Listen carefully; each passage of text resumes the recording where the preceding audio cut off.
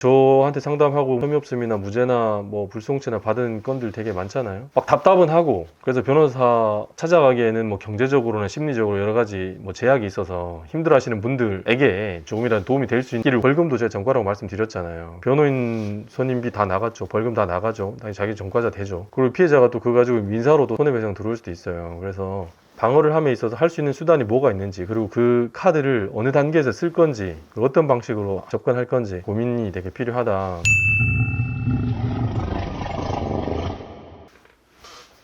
안녕하십니까, 홍변입니다. 오늘은 진행? 한참 했죠. 한참 하고 이제 결과 나와서 안타까워하고 있는 것 중에 하나가, 이제 이분도 이제 상담한 지도 꽤 됐어요. 꽤 됐는데 이렇게 막 하시다가 이제 다른 변호사분을 이제 선임을 하셨죠.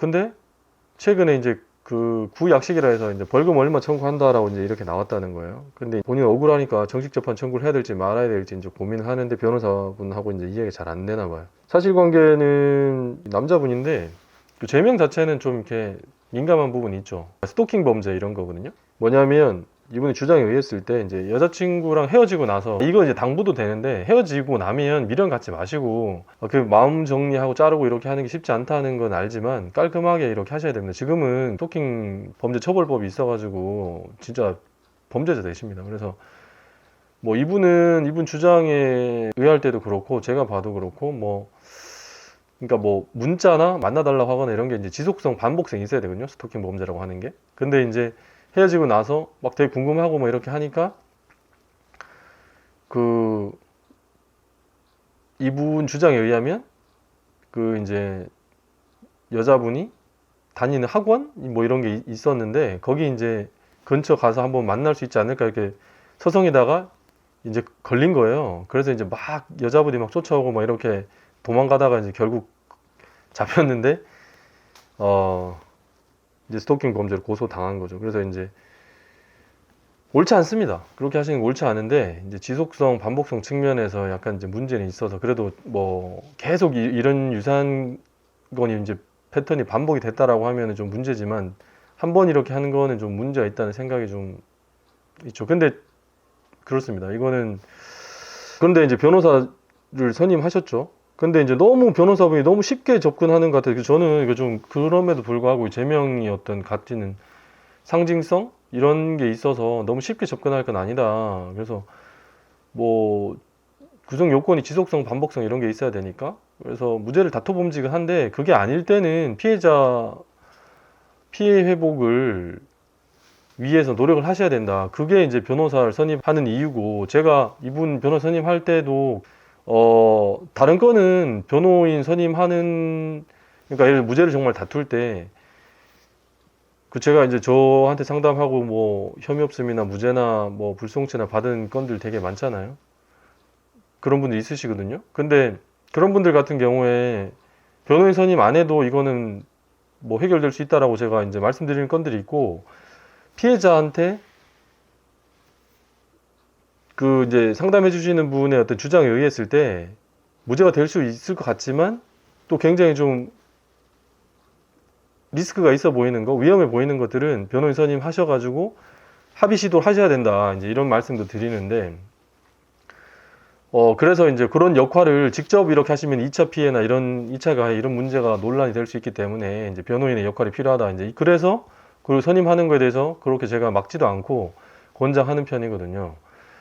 근데 이제 이 변호인 선임하셔가지고 서면을 이렇게 하셨는데, 그 이 선임하고 난 다음에 도장 찍고 나서 선임 계약서에 이제 막 상담이 잘 안 이루어지는 거예요. 뭐 이렇게 하면은 뭐 틱틱대고, 제가 이제 약간 안 좋은 변호사분들 어떤 사례로 몇 번 말씀드렸는데, 이분도 그러셨나 봐요. 그래가지고 서면을 이렇게 보내왔는데 너무 제가 봐도 좀 무성의해 보이고 이렇게 해서, 제가 이제 몇 개 판례도 이제 원용하고 이렇게 해서 좀 이제 보강해 드렸는데, 이거 이제 좀 조심스럽다 그랬잖아요. 변호사 이제 기분 나빠할 수 있고. 그래서 이제 변호사 했다 하지 말고 자기가 뭐 이렇게 잘 애둘러 사라고 그랬는데, 이제 그렇게 잘 해결된 게 있고, 이거는 좀 썩 유쾌하진 않으셨는지 이렇게 해서 보강해서 이렇게 하면 되죠? 라고 해놓고, 그래서 이제 된 줄 알았어요, 보강이. 근데 이제 그러고 나서 나중에는 이제 또 제출할 때는 그분이 최초에 작성했던 거 위주로 막 내고 막 이런 약간 그런 게 있어서, 그래서 제가 이제 그럼에도 불구하고 이게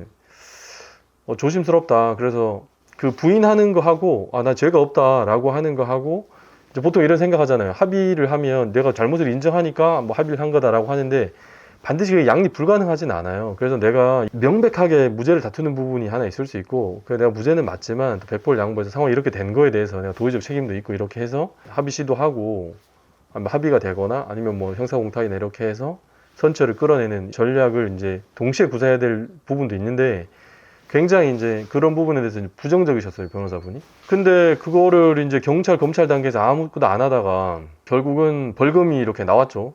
근데 이게 이제 두 번, 세 번 유사한 건이 있었고 다른 동종 전과가 있고 이랬으면은 좀 그런데, 그리고 동일한 피해자를 상대로 해가지고 두세 번 이런 게 있었으면은 모르겠는데 이제 처음부터 바로 벌금 나온 거는 좀 다르게 볼 여지도 이제 없지는 않은데 그런 노력을 전혀 하지 않고 있다가 합의나 공탁이나 이런 부분에 대해서 좀 해야 되지 않겠냐라고 하니까 이제 또 그런 거는 할 필요 없다. 뭐 정식 재판 청구해도 달라지는 거 없다. 이렇게 얘기하는 거예요. 그래서 좀 뭐랄까 좀 아쉬움이 있다. 변호사분 입장에서는 그게 이제 법리적으로 맞다 이제 생각하실 수도 있는데 변호사들이 뭐 이렇게 할 때 합의나 이런 거에 대해서 강조하거든요. 항상 그리고 판사나 검사들도 다 항상 물어보고 판사나 검사 입장에서 이 사람을 선처를 해주기 위해서 근거가 있어야 돼. 그 근거라고 하는 게 막 종이로 써내는 탄원서 이런 것도 뭐 의미는 없겠지만 피해자가 뭐 처벌을 원하지 않는다든가 피해자가 지금 많이 마음이 누그러져서 최초에 이제 처벌을 원했던 거랑 마음이 좀 달라지면 결과가 많이 달라질 수 있잖아요. 근데 이제 그런 거에 대한 시도나 전혀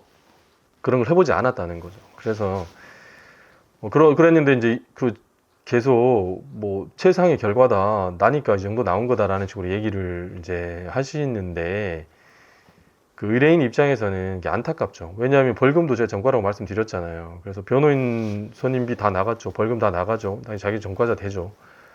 그리고 피해자가 또 그거 가지고 민사로도 손해배상 들어올 수도 있어요. 그래서 방어를 함에 있어서 할 수 있는 수단이 뭐가 있는지, 그리고 그 카드를 어느 단계에서 쓸 건지, 어떤 방식으로 접근할 건지, 그런 거에 대한 고민이 되게 필요하다. 그리고 변호사분하고 이제 그런 류의 소통이 잘 돼야 되는데 좀 아쉬운 케이스가 아닐까라는 생각이 듭니다. 그래서 그런 부분에서 많이 고민해 보시고 혹시라도 이제 뭐 그런 디테일한 부분에서도 이제 뭐 의견 궁금하시면 저한테 연락 주셔도 될 것 같습니다. 그리고 이분 이제 정식 재판, 그러니까 약식명령장이 이제 송달된 때로부터 이제 7일 이내에 이제 정식 재판 청구할 건지 말지를 이제 판단해야 되는데 뭐 여전히 계속 고민하고 계신 것 같아요. 그런 거죠. 지금 단계 정식 재판 청구해서 피해자한테 이제 합의하고 그래서 뭐 다른 선처를 구하는 뭐 만에 하나 이제 벌금 금액을 이제 더 다운시키든지 아니면 벌금에 대해서 뭐 집유를 뭐 이렇게 이게 실형이 나온다든가 실형의 어떤 집행유예가 나온다는 건 더 안 좋은 결과죠. 그래서 이런 거에 대한 판단이 굉장히 어렵고